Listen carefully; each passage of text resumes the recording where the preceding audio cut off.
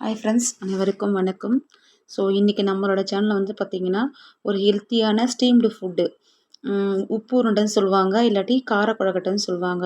So அதை நம்ம வந்து இன்றைக்கி செய்ய போகிறோம். அதுக்கு ஃபஸ்ட்டு வந்து பார்த்திங்கன்னா நம்ம ஒரு 6லேருந்து 7 ஹவர்ஸு பச்சரிசியும் எடுத்து அதை நம்ம கழுவி ஊற வச்சு எடுத்துக்கணும்.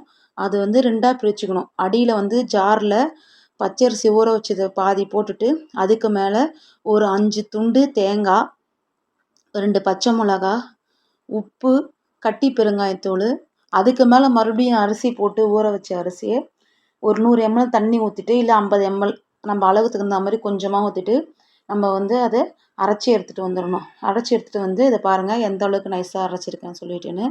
ஸோ இதை மாதிரி நம்ம எடுத்து வச்சுக்கணும். 2 முறை அரைச்சி எடுத்து வச்சுக்கணும். எடுத்து வச்சுட்டு ஒரு கடாயில் தேங்காய் யூஸ் பண்ணணும் இந்த உப்பு உருண்டைக்கு. அப்போ தான் வந்து பார்த்திங்கன்னா வாசனையாக இருக்கும், டேஸ்ட்டாகவும் இருக்கும். நம்ம எப்போவுமே ஒரே மாதிரி எண்ணெயிலே சமைச்சு சாப்பிட்டு இருந்தோம்னா உடம்பு அந்தளவுக்கு ஃப்ரீயாக இருக்காது. ஸோ அதுக்காக தான் வந்து நல்லெண்ணெய், தேங்காய், கடலை எண்ணெய் 3மே வந்து மாற்றி மாற்றி யூஸ் பண்ணிக்கலாம். பொரிக்கிறதுக்கு ரிஃபைண்ட் ஆயில் அந்த மாதிரி யூஸ் பண்ணிங்கன்னா ரொம்ப ஹெல்த்தியாகவும் இருக்கும். ஏன்னா ஒரே எண்ணெயை சாப்பிட்டா அந்தளவுக்கு உடம்பு ஃப்ரீயாக இருக்காது. ஸோ அதுக்காக வந்து பார்த்திங்கன்னா வாசத்துக்காகவும் டேஸ்ட்டுக்காகவும் தான் இங்கே வந்து பார்த்திங்கன்னா ஒரு 2 ஸ்பூன் தேங்காய் எண்ணெய், பியூர் தேங்காய் எண்ணெய் செக்கில் ஆடுறது, அது வந்து ஒரு 2 ஸ்பூன் விட்டுட்டு, கடுகு, உளுத்தம்பருப்பு, சீரகம் எல்லாமே போட்டு பொன்னிறமாக, அதாவது கோல்டன் ப்ரௌன் கலரில் வர அளவுக்கு இது நம்மளா ஃப்ரை பண்ணி எடுத்துகிட்டு ஒரு கொத்து கறிவேப்பிலை போட்டுக்கணும்.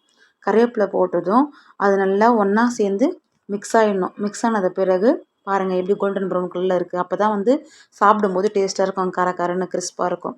ஸோ நம்ம அரைச்சி வச்சது வந்து பார்த்திங்கன்னா இந்த அரிசி மாவு, தேங்காய் வந்து பார்த்திங்கன்னா டேஸ்ட்டும் கொடுக்கும், சாஃப்ட்னஸும் வரும். ஸோ நம்ம துருவி போட்டோம்னா அங்கங்கே பல்லில் மாட்டோம். நம்ம அரைச்சிட்டோம்னா ரொம்ப நல்லாயிருக்கும். கொஞ்சம் தண்ணியாகவும் இல்லாமல் கெட்டியாகவும் இல்லாமல் தோசை மாவு பதத்துக்கு நம்ம கரைச்சிட்டு இதில் ஊற்றிட்டு சிம்மில் வச்சுட்டு நம்ம இதை கிண்டிக்கிட்டே இருக்கணும், அடி பிடிக்காத மாதிரி. மொத்த தண்ணியும் வந்து பார்த்திங்கன்னா நல்லா அப்சர்வ் பண்ணதுக்கப்புறமா அது வந்து கரெக்டாக நம்ம கை வச்சு மாவு பிசைகிற அளவுக்கு வரணும். அதை பாருங்கள் எப்படி வந்திருக்குன்னு சொல்லிட்டுன்னு. ஸோ இது வந்து பார்த்திங்கன்னா நல்லா கிளறி விட்டுட்டே இருக்கணும், கை விடாமல் சிம்மில் வச்சு பண்ணணும். நெக்ஸ்ட்டு இது நம்ம அந்த உப்புமா செய்கிற அளவு பதத்துக்கு வந்ததுக்கப்புறமா நம்ம ஸ்டவ்வை ஆஃப் பண்ணிடணும்.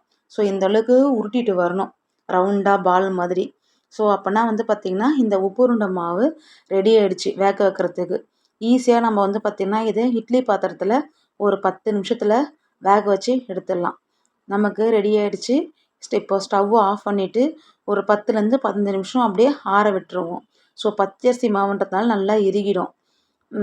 தட்டு போட்டு மூடிட்டு இப்போ பாருங்கள் ஆறிச்சு. நான் எடுத்து வந்து என்ன பண்ண போகிறேன்னா இதை வந்து கையில் எண்ணெய் தடவிட்டு ஒட்டாமல் இருக்கிறதுக்காக கையில் எடுத்து நமக்கு பிடிச்ச ஷேப்பில் கையில் எண்ணெய் தடவிட்டு, அதாவது பிடி கொழுக்கட்டை மாதிரி அழுத்தியும் பிடிக்கலாம், ரவுண்டாக வந்து பார்த்திங்கன்னா கொழுக்கட்டை மாதிரியும் செய்யலாம். நம்மளோட விருப்பம் தான். நமக்கு பிடிச்ச ஷேப்பில் நம்ம வந்து பார்த்திங்கன்னா நம்ம இட்லி வேக வைக்கிற தட்டில் வந்து பார்த்திங்கன்னா அடியில் எண்ணெய் தடவி வச்சுக்கணும், ஒட்டாமல் இருக்கிறதுக்காக. ஏன்னா எல்லாமே வந்து அட் ஏ டைமில் வைக்க போகிறோன்றதுனால ஒன்றோட ஒன்று ஒட்டிக்கும்.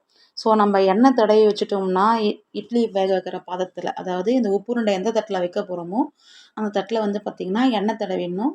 கைக்கும் நல்லா எண்ணெய் தடவின்னு நம்மளுக்கு பிடிச்ச ஷேப்பில் நம்ம இதை பிடிச்சி வச்சிடணும்.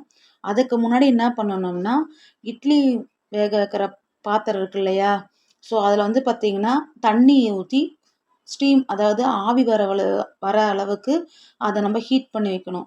நம்ம தண்ணி காயாமல் அப்படியே தூக்கி வச்சிட்டோம்னா சரியாக சீக்கிரமாக வேகாது, ஒரு மாதிரி கல்லாட்டம் இருக்கும். ஸோ நம்ம வந்து என்ன பண்ணணும்னா இது பிடிச்சிட்டு இருக்கிற டைமில் ஒரு இட்லி பாத்திரத்தில் வேக வைக்க போகிறோம் இல்லையா, ஸோ நம்ம அது வந்து பார்த்திங்கன்னா சிம்மில் தண்ணி அங்கே கொதிச்சுட்டு இருக்கணும் நம்ம இது செய்கிறதுக்குள்ளே. ஸோ அந்த மாதிரி பிளான் பண்ணி செஞ்சுக்கணும். அது பாருங்கள் மொத்தம் செஞ்சு முடிச்சாச்சு. இட்லி பானையில் வச்சாச்சு.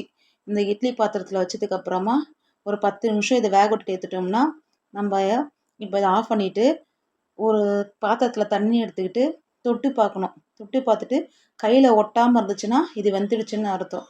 ஸோ கையில் பிசு பிசுன்னு ஒட்டிச்சுன்னா வேகலைன்னு அர்த்தம். ஸோ நல்லா வெந்துடுச்சு பாருங்கள். நம்ம எடுத்து பார்த்தா கையில் ஒட்டலை, தண்ணி தொட்டாலும் ஒட்டவே இல்லை. ஸோ நம்ம வந்து பார்த்திங்கன்னா இது நமக்கு பிடிச்சமான சட்னியில் நம்ம வந்து இதை சாப்பிட்லாம் தொட்டுட்டு. இல்லாட்டி சர்க்கரையில கூட இது வச்சுக்கலாம். ரொம்ப நல்லா இருக்கும். நீங்களும் ட்ரை பண்ணி பாருங்க. ட்ரை பண்ணி பார்த்துட்டு எப்படி